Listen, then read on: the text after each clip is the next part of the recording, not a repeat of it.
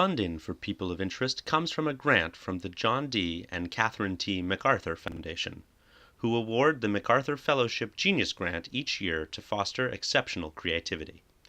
People of Interest received no such grant.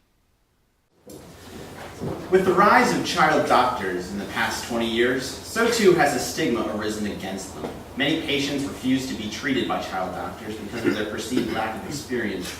And many of their older colleagues refuse to work with them, feeling they haven't properly earned their dues. In her new book, Child Doctors Impose Borders, one of the world's leading child doctors, Taylor Graham, chronicles both her own experiences as a child doctor and the prejudices she has faced.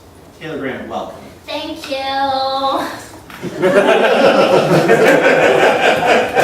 Now, Taylor. So many Is anybody in the audience that you'd like to say hello to? Very proud of you, I'm sure. Now, you graduated top of your class from Columbia, and then did your residency and finished out your residency by the age of 8. You know.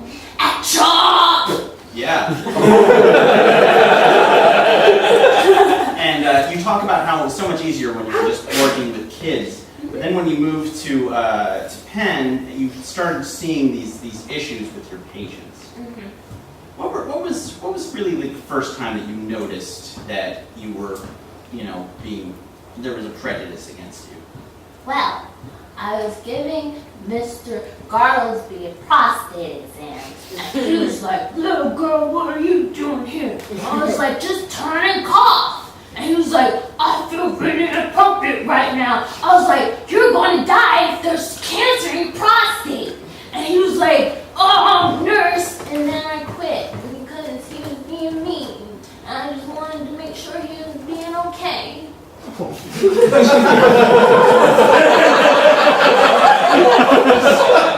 It's so inspiring. It's a wonder that anyone would look down on. So, you clearly had your education.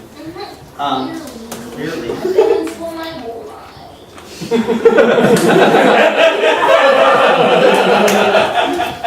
Now, you're chief surgeon. You're the chief surgeon at the Mayo Clinic now. It's funny because it's like mayonnaise, but it's not. It is. But I guess you're okay with squishy, gross stuff. Yeah. Yeah. So you were set to perform a heart transplant, as you spoke about in your penultimate chapter, and the president requested a different surgeon. How did you feel about it? I mean, as the president. I felt really sad because I drew so many pretty pictures for everybody to look at.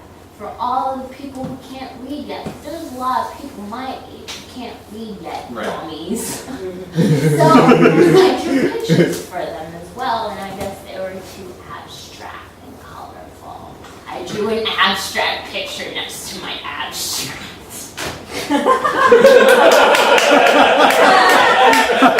You are just precious. Thank you.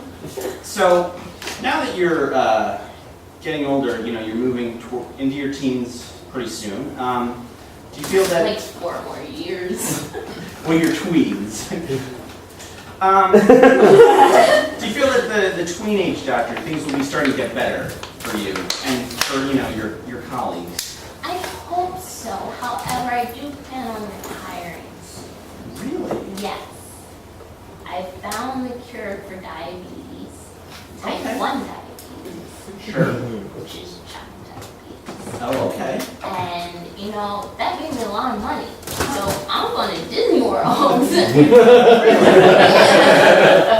So you're just gonna give up on being a No, doctor? I'm not giving up. I've accomplished being a doctor. Okay. So I'm going to try something else. I got so much more life to live. I don't know. Well, you're an I'm like- author already. Exactly. I'm an author, I'm a surgeon, I like to hip-hop dance, I jump rope, I like to color, as you saw, Yes. and I like to sing, and I like Justin Bieber, not better than Justin Timberlake, which is weird because he's like the before my time. Yeah. But there's so many things. What do you think about going back to school, maybe getting a law degree, or? Probably not a law degree, because I don't really like lawyers. My dad is a lawyer, and I haven't seen him in a few years. So, no.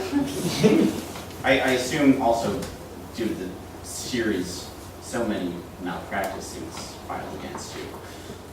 Also, the lawyers. You wouldn't be too keen about the lawyers because of that. I don't want to talk about that.